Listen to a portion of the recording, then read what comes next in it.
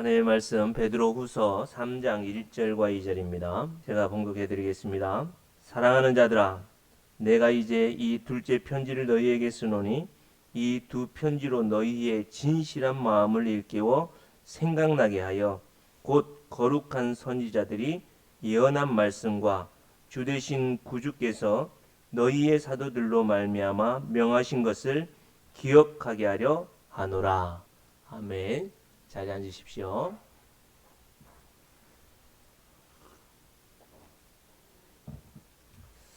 여러분, 바깥에 비가 오죠? 이제 조금 들어오나요? 여러분, 비 올 때는 뭘 들고 나가야 되죠? 우산 들고 가야 되죠? 학교를 가는 아이들에게 우리 상윤이가 오늘 처음 왔는데, 상윤이가 학교를 가야 되는데 일기예보에 오후에 하굣길에 비가 온대 이렇게 뉴스를 봤어요. 그러면 집에서 나갈 때 꼭 챙겨가야 되는 게 뭐예요? 책가방이에요? 도시락이에요? 아니죠. 꼭 기억해야 되는 게 우산이죠, 우산. 예. 비 오는 일기예보를 듣고 나가는 우리 친구들이 꼭 기억해야 될 것은 우산을 꼭 기억하고 챙겨가야 됩니다. 근데 그것을 기억하지 않고 그것을 생각하지 않고 학교를 가면 어떻게 될까요? 비가 와. 비가 맞아요. 그러면 비 맞고 집에 돌아와야 되는 낭패를 겪는 겁니다. 이처럼 우리가 일상에 살아가면서 항상 만나는 그 비처럼 어려움과 고난을 만나게 돼요. 그 고난과 어려움을 만나면서도 우리는 어떻게 생각을 하냐면 팔자려니 해요. 아니면 아이 재수가 없어서 이런 생각으로 살아갑니다. 그래서 대부분의 사람들이 계속되어지는 고난과 어려움을 통해서 팔자려니 재수가 없어서 이런 삶을 살다 보니까 거기서 어떻게 하면 벗어나려고 발버둥을 칩니다. 그래서 연초에는 뭘 봐요? 한 해의 신수를 보고 그죠? 뭘 따져보기도 하고 점을 쳐보기도 하고 그래서 그 누구한테 물어보고 부적을 받기도 하고. 근데 교회를 다니면서도 이렇게 하는 사람들이 있을까요? 없을까요?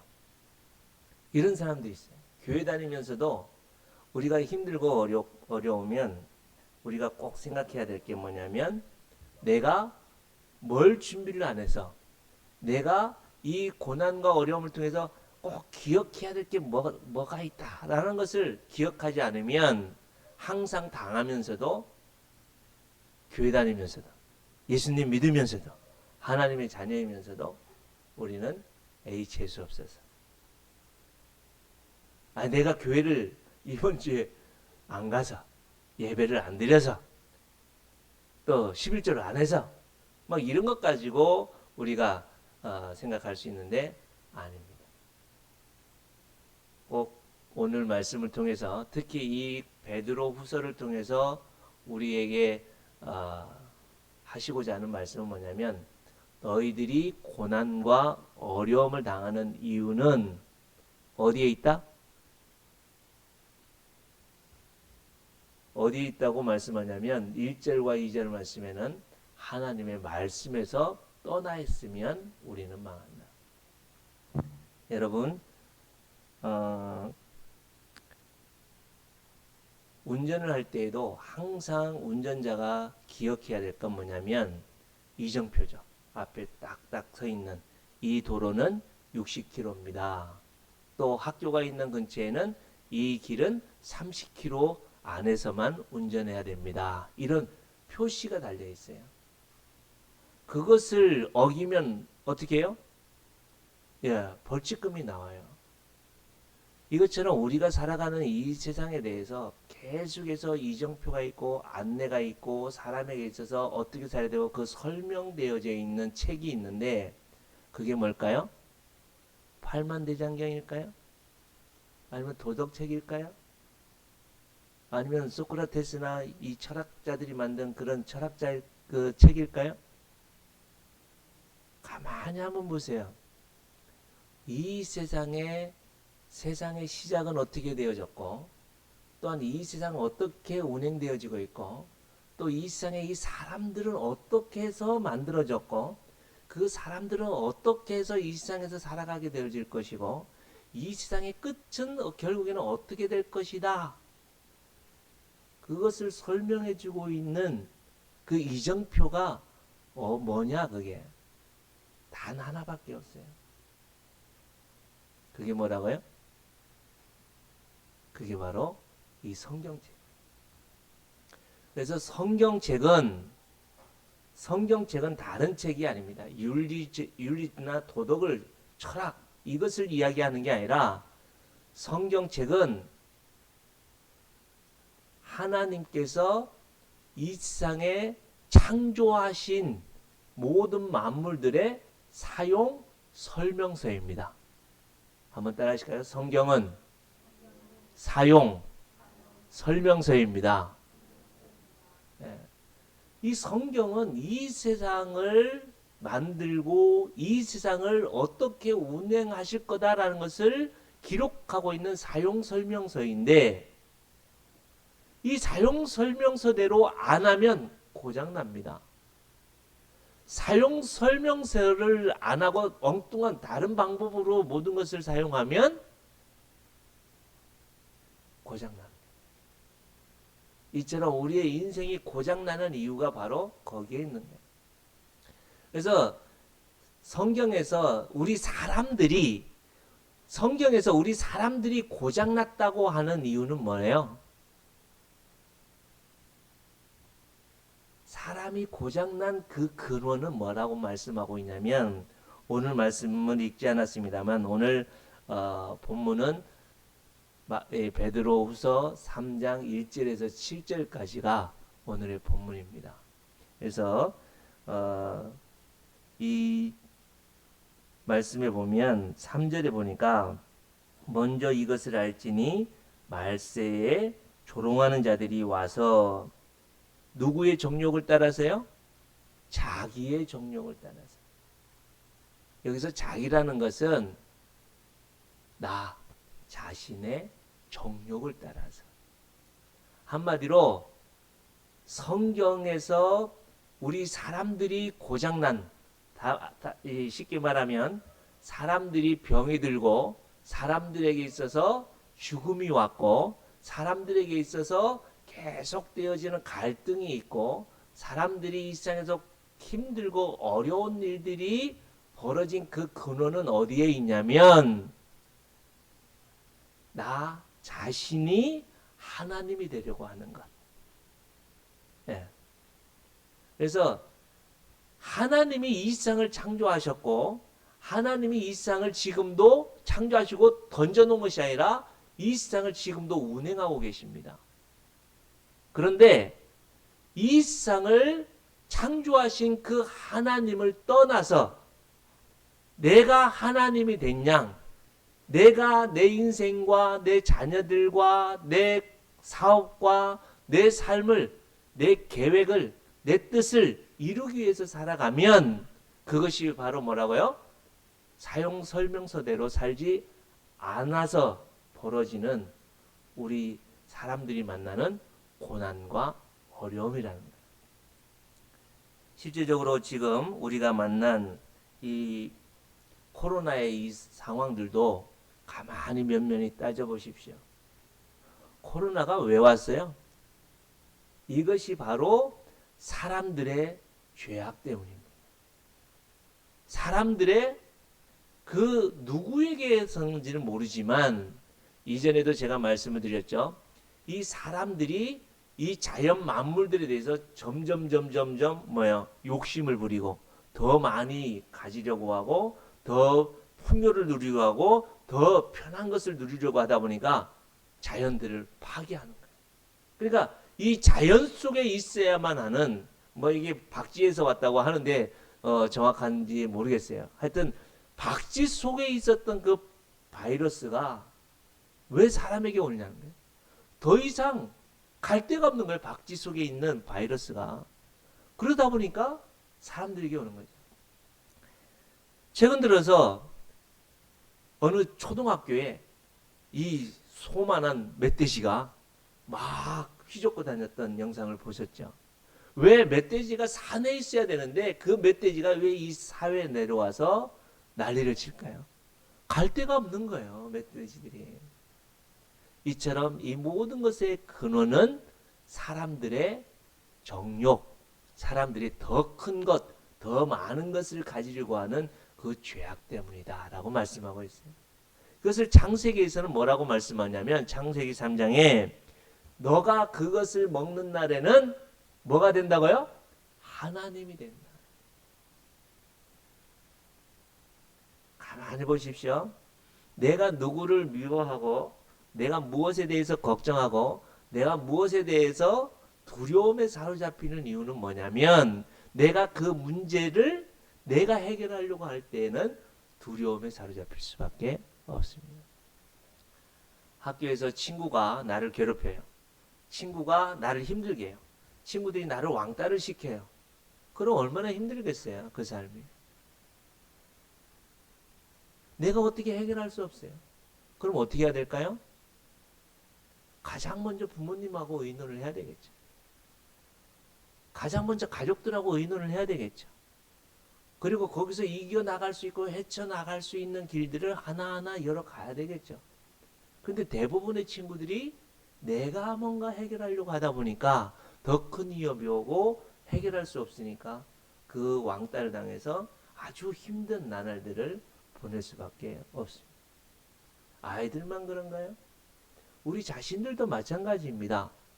내게 있는 물질의 문제, 건강의 문제, 사람들과의 관계에 문제가 생겼을 때 내가 해결하려고 하고 내 힘과 내 능력으로 해결하려고 하면 할수록 어떻게 된다고요? 더 심각해. 그래서 성경에서는 우리에게 이렇게 말씀합니다. 이사야서 59장 2절에 보면 오직 너희 죄악이 너희와 너희 하나님 사이를 갈라놓았다. 무엇이요? 우리의 죄악.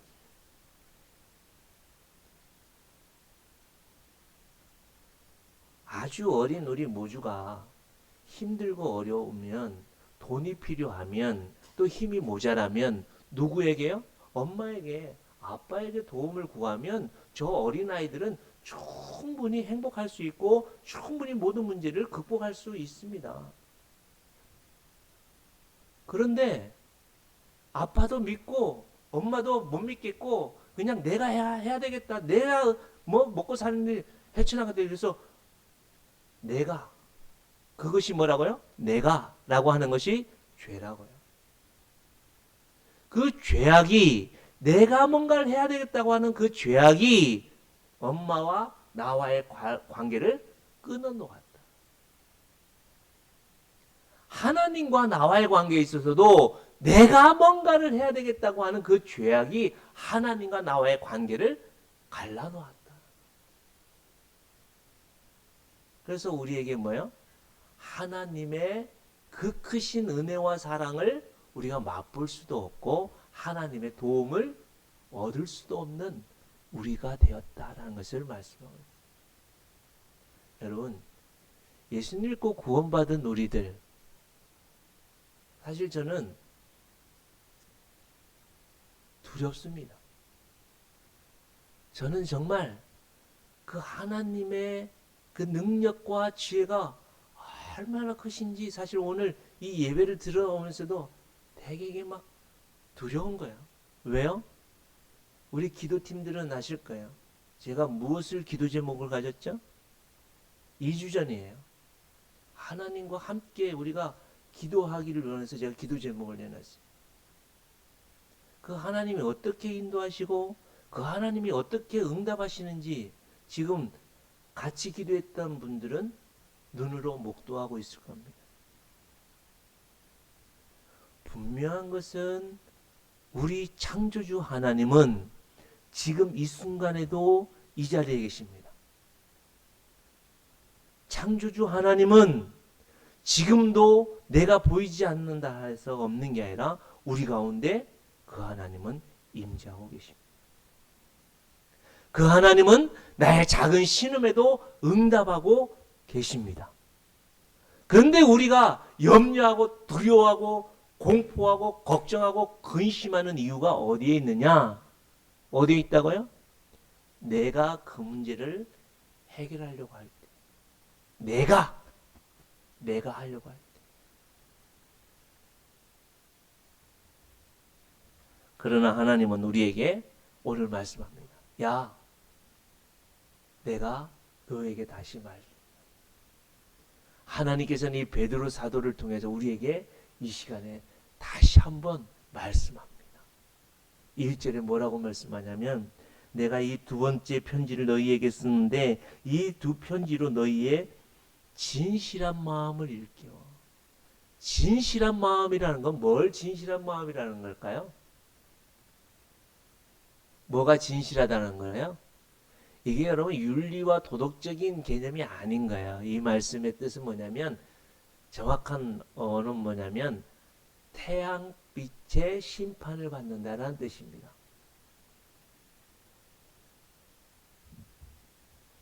도공이 열심히 도자기를 만들어 가지고 아주 강한 고열의 1000도, 2000도의 그 강렬한 온도에 이 도자기를 구웠어요. 근데 눈으로 볼 때는 어디에 금이가 있는지 잘 몰라요. 그럼 어떻게 해야 될까요? 태양빛을 향하여 이렇게 오, 금이 있네 없네 발견할 수 있겠죠. 이처럼 여기서 진실한 마음이라는 것은 태양빛에 비추어져서 그 금이 있느냐 없느냐. 다시 말씀드립니다.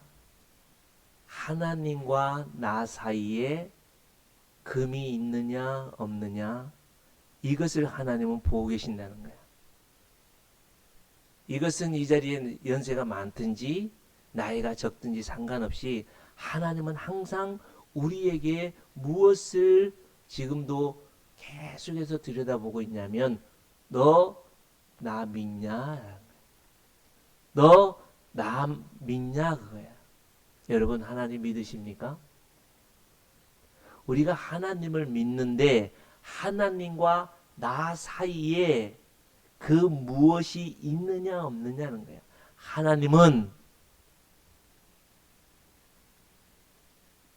하나님께서는 나를 위하여 하나님의 전부를 주셨습니다. 다시 한번요. 여러분 이 세상을 창조하시고 이 세상을 만드시고 이 세상에 나를 주신 그 하나님은 나를 위하여 하나님의 전부를 주셨습니다. 자녀된 여러분, 여러분들의 부모님은 돈이 많고 적고가 아니라 건강하고 건강 없고가 아니라 우리의 부모님은 나를 위하여 부모님의 전부를 쏟아 부어 주셔서 나를 이곳까지 두신 분이 우리의 부모님이십니다. 그걸 모른다면 그건 자식 아니에요. 그건 자식으로서 부모님에 대한 마음을 어떻게 해요? 내가 잘났고 내가 똑똑해서 이 자리에 있는데요. 부모님을 공경할 수가 없는 거예요. 그래서 이 십계명 우리가 처음 예배 들어가면서 보았듯이 하나님께서는 우리에게 말씀하냐면 너 나 외에 다른 신을 두지 말라는 건 뭐냐면 나는 너에게 모든 것을 주었어. 그러므로 너는 나만 만족해. 그렇게 말씀하는 거예요. 나는 너에게 모든 것을 주었는데 너는 나를 믿냐 그거야. 너는 나를 받았느냐 그거야. 그걸 받지 않았으니까 하나님이 나에게 뭐라고 말씀했는지 생각도 안 하는 거야. 그러다 보니까 거짓말 하는 거야. 그러다 보니까 도둑질 하는 거야. 그러다 보니까 누구에 대해서 막 욕을 하는 거야. 미워하는 거야. 그래서 하나님이 오늘 여러분과 저에게 뭐라고 말씀하냐면 이 가정의 달을 맞아서 뭐라고 말씀하면 나는 너를 위해서 다 주었다. 그런데 너는 나를 위해서 어떠니? 그러는데 부모님들이 자식들을 보면서 항상 그러죠. 여러분 자녀들이 꽃 따라주고 뭐 해주면 얼마나 고맙고 감사해요. 그죠? 근데 꽃 따라주고 선물 줬다고 해서 부모들이 자녀들에게 해준 것을 다 갚을 수 있다고 생각하세요? 그럴 수는 없죠. 그건 아무것도 아닙니다. 그러나 다만 부모님의 마음은 어떻게 해요? 꽃 하나 달아주고 뭐 와서 뽀뽀 한번 해주면 그래 그것만으로 만족해. 내가 너를 위해서 이렇게 수고하고 내가 너를 위해서 이렇게 희생한 것 이것으로 내가 만족해. 우리 하나님도 그렇게 말씀하는 거예요. 너 주일날 다른 거 할 일 여러 가지가 있는데 이 자리에 앉아 있구나. 너 나에게 나왔구나. 그래 내가 만족해. 우리가 예배 자리에 나와 있으면서 여러분 그 하나님 앞에 오로지 그 하나님께 내 모든 것을 드려서 드리는 이 예배 시간에 그 하나님만 바라보는 그것이 하나님은 그래 그거면 됐어. 11조의 개념도 마찬가지예요.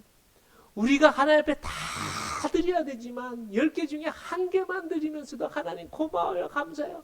꽃 하나 달아주면 그걸로 감격하고 부모님이 그래 그럼 됐어.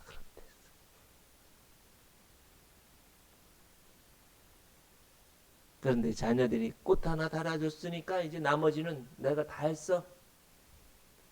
이제 종이 쪼가리 하나 내밀면서 내가 1년 동안 쓸 거 이렇게 되는 거 있으니까 부모님 내가 꽃 하나 달아줬으니까 이제는 부모님 이거 다 해줘.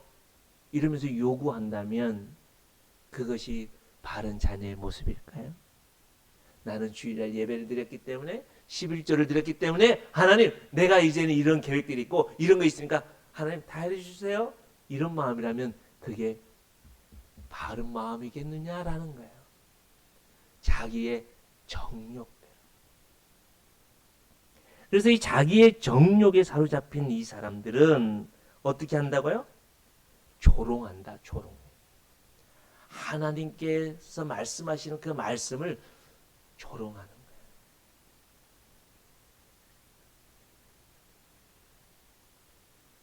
이 사건은 어느 사건을 염두에 두고 말씀하고 있냐면 베드로 후서 1장과 2장에서 계속해서 하신 말씀처럼 하나님의 심판을 두고 3번의 심판을 말씀하고 있죠. 첫 번째는 뭐예요? 천사가 하나님 앞에 타락했을 때의 심판. 두 번째는 누구요? 이 땅이 범죄해서 노아의 심판을 했을 때. 세 번째는요, 소돔 고모라의 심판을 했을 때 그것을 말씀하고 있는데 오늘 이 부분은 노아의 심판을 할 때. 여러분 하나님과 동행했던 에녹이라는 사람이 65세에 아들을 낳았는데 그 아들의 이름이 무드셀라입니다. 무드셀라라는 뜻은 뭐냐면 이 무드셀라가 죽으면 하나님이 심판하시겠다는 말씀입니다. 하나님과 동행했던 하나님과 함께하는 이 에녹의 아들의 이름이 뭐라고요? 무드셀라. 이 무드셀라가 죽으면 하나님의 심판이 이 땅에 하나의 심판이 있을 거야 라고 하나님의 메시지가 있었죠. 그래서 몇 년 후에 그 심판이 이루어져요? 무드셀라가 몇 살에 죽어요? 969세 한 1000년 정도의 전에 하나님이 분명한 심판을 하시겠다는 약속을 하셨거든요. 근데 그 말씀을 이 백성들이 알았어요? 몰랐어요? 이 백성들이 그 말씀들을 기억하지 않고 살아가고 있거든요. 그래서 하나님이 120년 전에 이 무드셀라가 죽기 120년 전에 다시 한번 누구에게요? 노아에게 120년 후에 이 땅이 망할 거다. 그건 뭐예요? 무드셀라가 120년 후에는 죽을 거다라는 말씀이고 그 무드셀라가 죽으면 이 땅에 하나님의 심판이 임하게 될 거다라는 말씀을 하는 거예요. 그래서 120년 동안 하나님께서는 이 노아에게 무엇을요? 산 위에다가 배를 만들라고 말씀하는 거예요. 당시대에는 이 지구가 물로 가득 차여 있고 물층에 하늘에 물이 있었어요. 하늘에 물 바다가 있었어요. 그리고 땅에 또 바다가 있었어요. 그래서 비닐하우스처럼 비닐하우스에 가면 습하죠. 거기에 가면 따뜻하죠. 이것처럼 이 지구가 그랬다는 거예요. 그래서 이 지구에는 뭐가 없었어요? 비가 없었어요. 비가. 근데 하나님께서는 이 땅에 비를 쏟아서 심판하시겠다고 하니까 이 사람들이 그 말을 못 알아들은 거예요. 비가 뭐야 도대체? 하나님이 멀리 땅을 물로 심판하신다고. 물이 이렇게 가득하고 뭐 풍성한데 120년 후에 뭐라고? 뭐 방주를 만들라고? 그게 뭔데? 조롱하는 거예요, 조롱. 그래서 노아와 그의 8 식구들은 계속해서 산 위에서 배를 만들고 있는데 사람들이 뭐라고요? 아이고 이 바보야. 이 멍충아 비가 뭐야 도대체. 너처럼 어리석은 사람이 어디 있어. 너 왜 그렇게 사냐. 계속해서 조롱하는 거야. 그러면서 그들이 두 번째 모습은 뭐냐면 4절 말씀에 보니까 이르되 주께서 강림하신다는 약속이 어디 있느냐? 조상들이 잔으로부터 만물이 처음 창조될 때와 같이 그냥 있다 하니 이는 하늘이 옛적부터 있는 땅과 땅이 물에서 나와 물로 성립된 것도 하나님의 말씀으로 된 것을 그들이 뭐요? 일부러 이질이 한다. 일부러 이질이 한다는 것은 다른 말로 일부러 무시한다는 거예요. 하나님 말씀이 분명히 있는데 하나님이 이 세상을 통치하고 이 세상을 다스리고 하나님이 내가 너를 위해서 다 주었다. 너도 나에게 다 주어야 네가 살 수 있다라고 말씀하는데 내 욕심 때문에 내 마음대로 살고 싶은 마음 때문에 내 뜻대로 살고 싶어하는 그 강렬한 마음 때문에 하나님의 말씀을 어떻게 한다고요? 첫째는 조롱하고 둘째는 무시한다. 지금 이 시대에 누구 얘기가 아닙니다. 이 자리에 있는 나 얘기예요. 내 얘기입니다. 내가 하나님의 말씀이 뭐라고요? 이 땅에 예수님이 속되우리라 하신 약속의 말씀이 있음에도 불구하고 조롱하는 거예요. 아이고 무슨 말씀이야. 예수님 다시 오신다고요? 하나님이 심판하시겠다고 무슨 말씀. 그럴 일 없어요. 조롱하는 거예요. 그래서 주일날 예배를 드리는 사람들에 대해서 조롱하는 거예요. 하나님 말씀대로 살기를 발버둥치는 그런 사람들에 대해서 조롱하는 이 어리석은 사람, 이 무시한 사람. 세상에 너 같은 무식한 사람 없어 라고 우리를 조롱할 수도 있어요. 또 하나님의 이 약속의 말씀을 기억도 안 하고 일부러 거기에 대해서 무시하면서 내 계획, 내 생각대로 살아가려고 하는 게 이 세상 사람들의 모습이라는 거예요. 이 세상 사람들의 모습이 아니라 엄밀히 따지면 교회 안에 있는 우리의 모습이라. 입으로는 주여 주여 합니다. 내가 예수님 믿는다고 합니다. 내가 하나님의 자녀라고 합니다. 그러면서 여러분 가만히 한번 살펴보십시오. 나는 일주일에 이 하나님의 말씀을 몇 번이나 들여다보고 몇 번이나 이 말씀이 그런가 하여 생각해보고 살아가고 있습니다.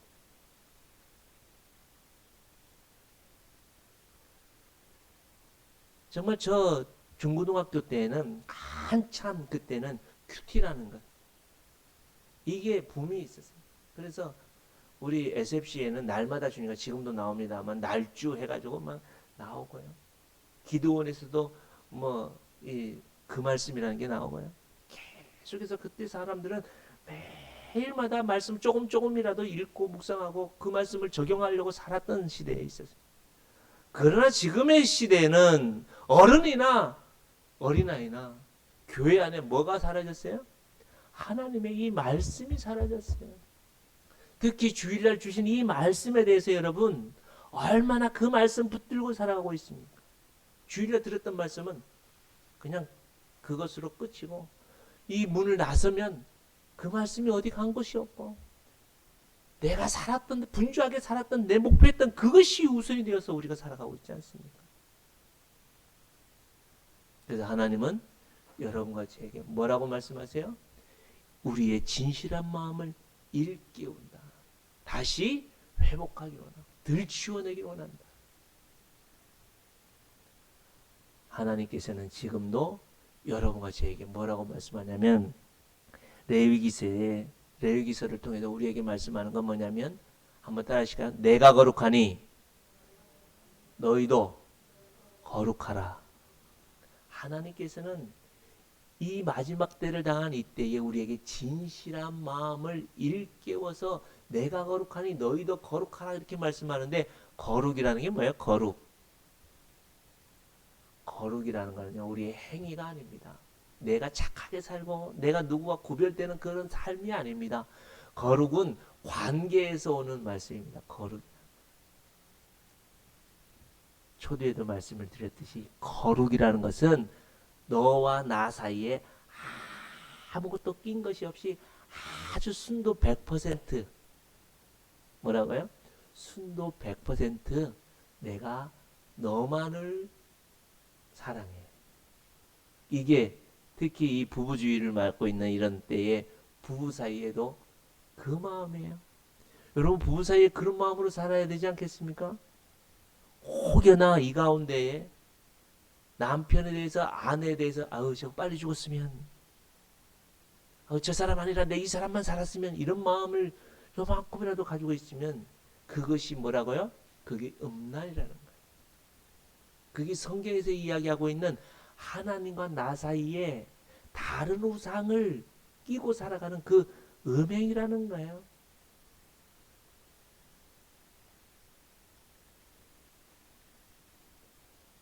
하나님이 세우신 성도와 성도 사이에 미움과 그 속에 가득해 있는 질투와 시기심으로 가득하면서도 주여 주여 살아가는 그 모습과 똑같다는 거예요.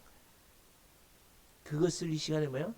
들추어내어서 하나님의 영광의 빛에 비추어서 내 속에 있는 그 금가 있는, 내 속에 하나님과 나 사이에 끼어 있는 나라고 하는 그 정욕, 나라고 하는 욕심, 나라고 하는 그 우상들이 보이면 그것을 어떻게 해요?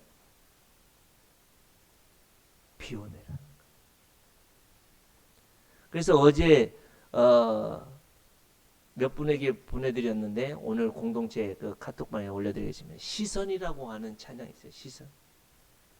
그 찬양의 가사들을 보면 내가 나에게 향했던 그 시선을 이제는 누구에게요?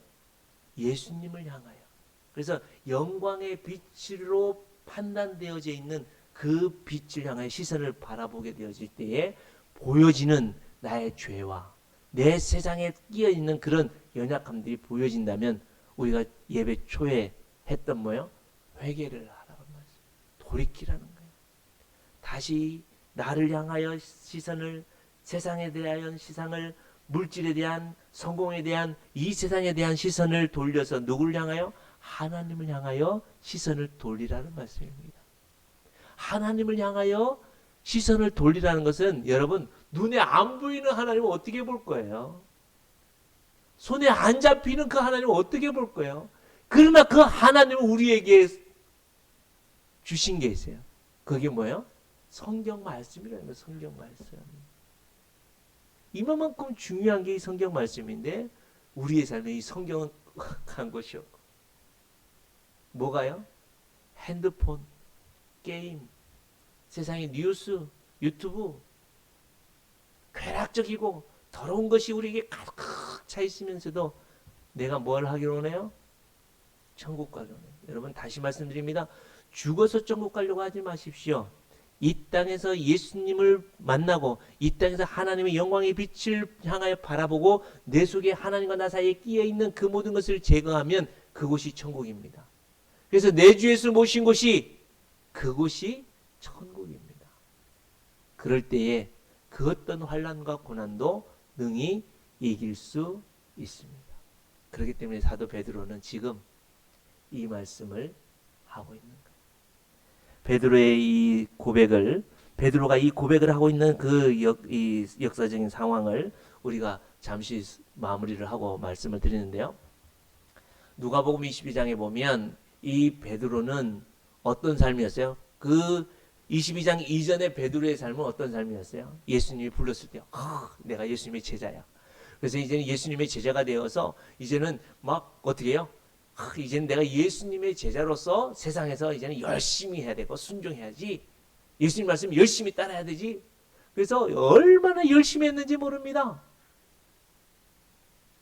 그래서 야, 세상 사람들이 나를 누구라 하느냐 그러죠. 그럴 때 사람들은, 제자들은 뭐예요? 예레미야인가? 모세인가? 아니면 선지자 중에 하나인가? 뭐 이런 얘기를 하대요. 그럴 때에 그럼 너희는 나를 누구라 하느냐 할 때 어떻게 해요? 베드로가 이르되 주는 그리스도시요 살아계신 하나님의 아들이십니다. 얼마나 당당하게, 바요나 시몬아 네가 복이 있도다. 막 예수님이 너무 신난 거예요. 근데 이제는 네 그 고백 위에 내 교회를 세우겠다. 예수님이 막 자랑도 칭찬도 하죠. 근데 바로 넘어가서 내가 십자가에 죽어 너희들의 구원을 이루고, 그럴 때 무슨 얘기예요? 예수님은 죽을 수 없어요. 내가 무슨 일이 있어도 내가 예수님의 그 죽음의 길을 내가 막겠습니다. 그럴 때 예수님 뭐라 해요? 사단아 내 뒤로 물러가. 이걸 우리가 기억을 해야 돼요. 내가 할 때에 뭐라고요? 사단아 그게 되는 거예요. 그리고 이 이후에도 이 베드로는 얼마나 열심히 했는지, 심지어 예수님이 잡혀가는 그 상황들 속에서도 말고의 길을 잘리면서도 예수님의 그 십자가의 길을 막아서고 내가 뭔가를 하려고 했던 이 베드로였어요. 다 도망갔지만 이 예수님이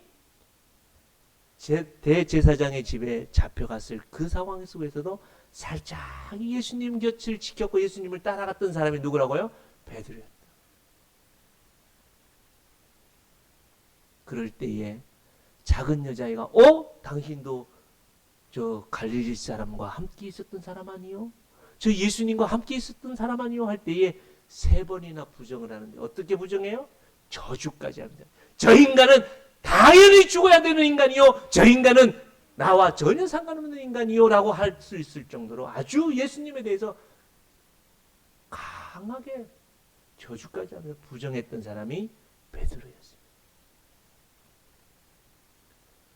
그렇게 부정할 때에 예수님이 멀리 있었느냐? 아니요. 그 부정하고 저주까지 하는 예수님이 베드로의 눈을 볼 수 있었고, 예수님께서는 베드로의 그 말을 들을 수 있는 그 자리에서 저주하고 부정했던 사람이 베드로입니다.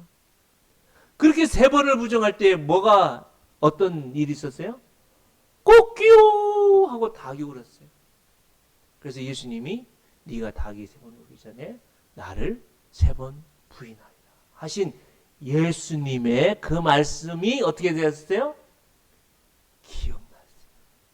예수님이 하신 그 말씀을 기억했어요. 누가요? 베드로. 그래서 그 자리가 엎어져서 하나님 앞에 정말 통회하고 통곡을 하고 울었던 사람이 베드로.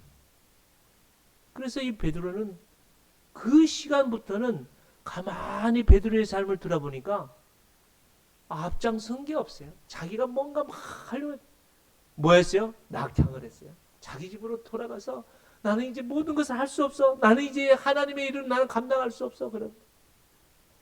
그럴 때에 예수님이 찾아오신 거예요. 너 나 사랑하느냐? 그러나 반대로 누구는요? 가룟 유다는 베드로나 가룟 유다나 똑같이 어떻게 보면 베드로가 더 극악무도한, 우리는 가룟 유다를 더 배신자라고 생각하고 더 죄인이라고 생각할 수 있네. 아닙니다. 어떻게 보면 가룟 유다보다 베드로가 더 취약하고 악한 죄인입니다. 그런데 이 예수님을 팔아버린 이 가룟 유다는 회개를 했죠. 이 가룟 유다도 뉘우쳤죠.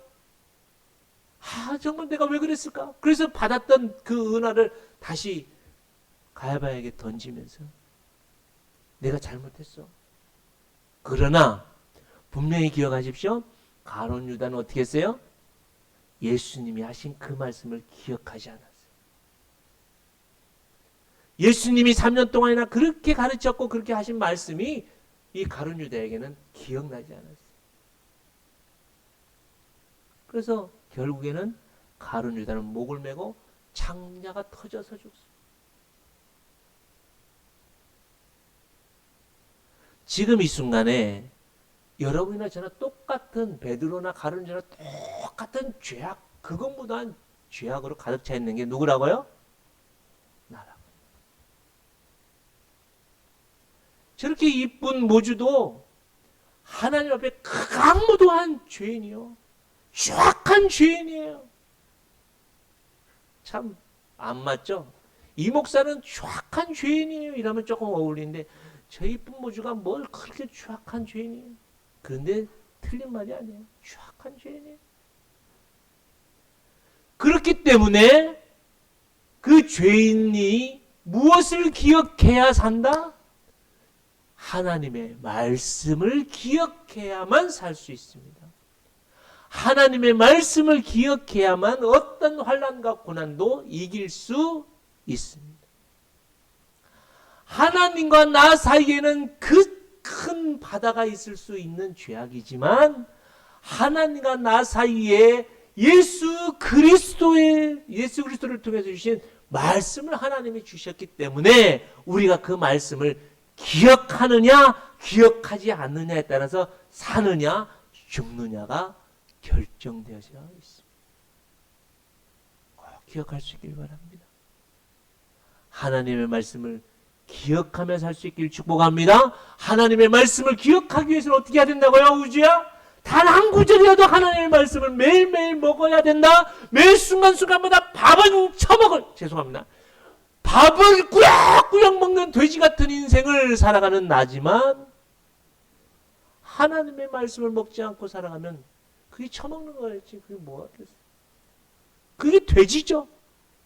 그렇게 먹다가 죽는 우리들이죠.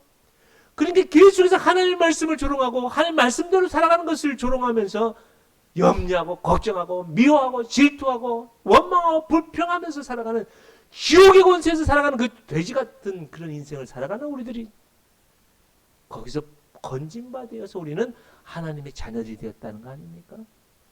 그렇다면 하나님의 말씀을 읽고 제발 부탁한다. 단 하루에 한 구절이라도 읽고 하루에 한 장이라도 읽고 일주일에 최소한 3장 이상이라도 읽고 하나님의 말씀을 읽으며 기억하면서 살아야 이 땅에서 하나님의 거룩한 백성으로 살아갈 수 있을 줄 믿습니다. 이 시간 결단하면 좋겠어요. 말씀을 기억하면서. 어떻게 해요? 하나님, 이제는 하나님 말씀을 읽고 살겠으며 단 하루에 한 구절이라도 읽겠습니다. 라고 믿음의 말씀이 들려진다면 결단하십시오. 일주일에 최소한 3장 이상이라도 읽겠습니다. 저는 어떤 게을렀는지 가장 짧은 시편 그거라도 3장씩 읽고라도 했어요. 참 어리석었죠, 그래도. 그러나 그런 어리석음이라도 여러분 행동으로 결단하면서 살아갈 수 있는 여러분과 제가 될 수 있길 바랍니다. 그래야 삽니다. 이 시간 가다가 다 같이 기도하겠습니다. 부활이요 생명 되신 우리의 참된 주인 되신 주 예수 그리스도의 은혜와 아버지 하나님의 전부를 쏟아주신 그 하나님의 그 크신 사랑과 성령 하나님의 교통케 하심과 온전케 하심이 오늘도 하나님과 나 사이에 무엇이 없기를 간절히 바라는 마음으로 늘 하나님의 영광의 빛에 나 자신을 돌아보며 이제는 하나님의 말씀에 무엇이라고 말씀하고 있는지 늘 돌아보며 그 말씀을 기억하며 살기로 결단하는 주님의 거룩한 백성들 머리 위에와 주님께서 세우신 주님의 몸된 교회 위에 이제로부터 영원토록 함께 있을지어다. 아멘.